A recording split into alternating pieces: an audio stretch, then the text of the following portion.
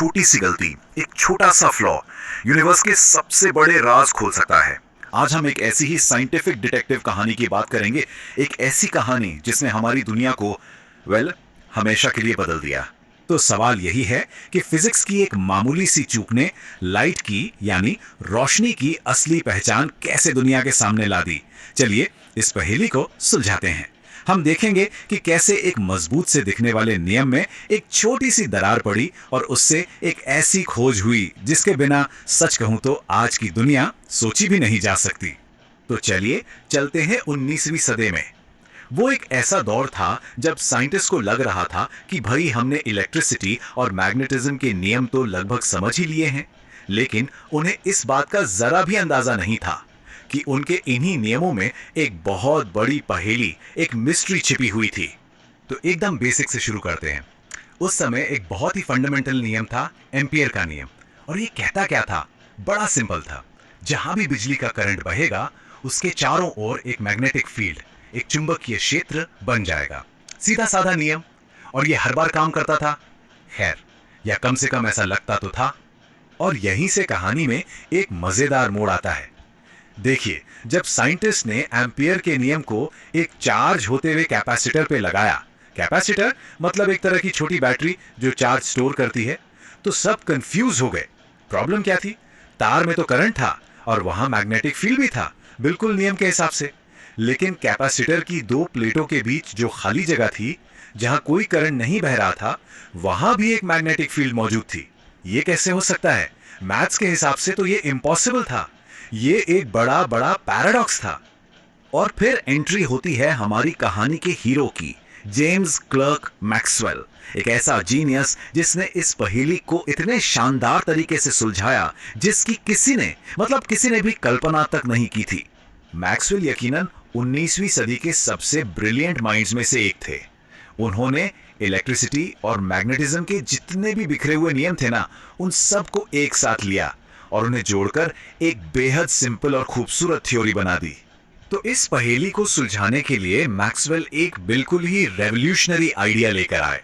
उन्होंने कहा, ठीक है, मान लिया कैपेसिटर की प्लेटों के बीच कोई असली करंट नहीं है, लेकिन वहां एक बदलता हुआ इलेक्ट्रिक फील्ड तो है।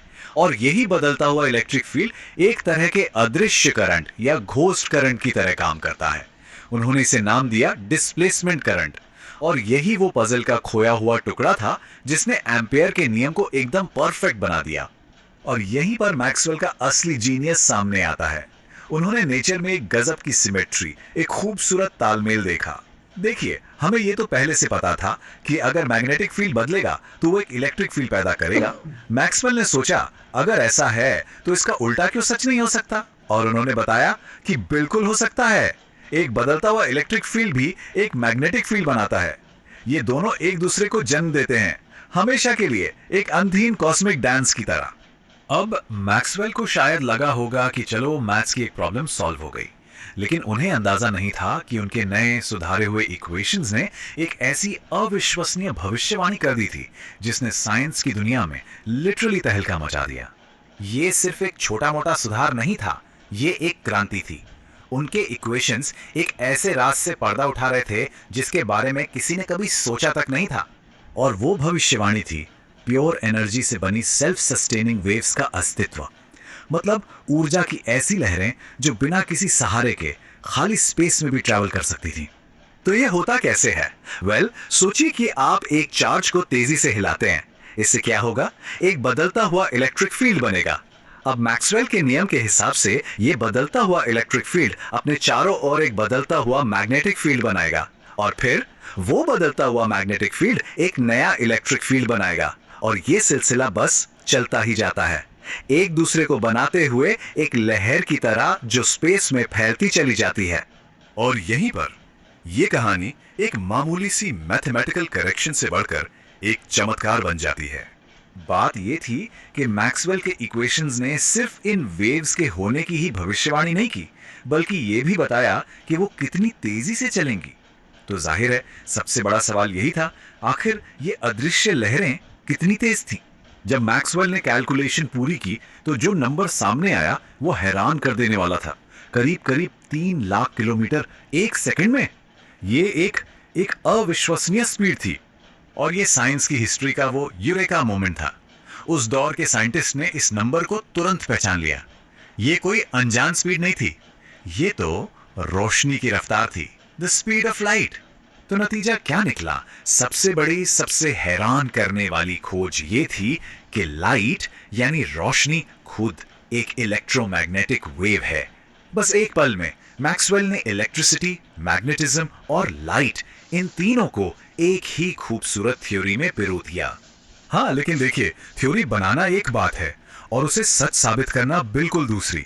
तो चलिए अब देखते हैं कि मैक्सवेल का ये इनक्रेडिबल आइडिया सिर्फ कागजों से निकलकर हमारी असल दुनिया का हिस्सा कैसे बना।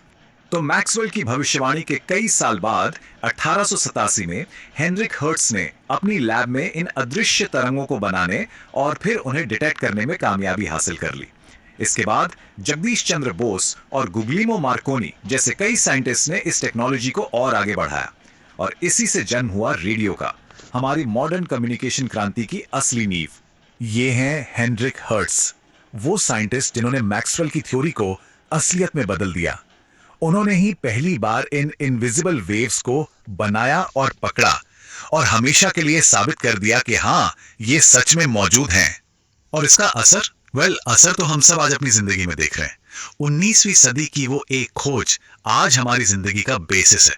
रेडियो, टेलीविजन, वाईफाई, सेलफोन, हमारी पूरी की पूरी मॉडर्न दुनिया मैक्सवेल की उन्हीं अदृश्य तरंगों पर चलती है।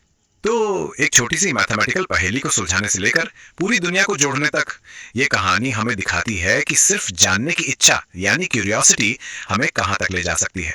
और ये हमें सोचने पर मजबूर भी करती है कि हमारे यूनिवर्स में और कौन कौन सी ऐसी अदृश्य शक्तियां, कौन से रहस्य छिपे हैं जिन्हें शायद हम आने वाले कल में समझ पाएंगे।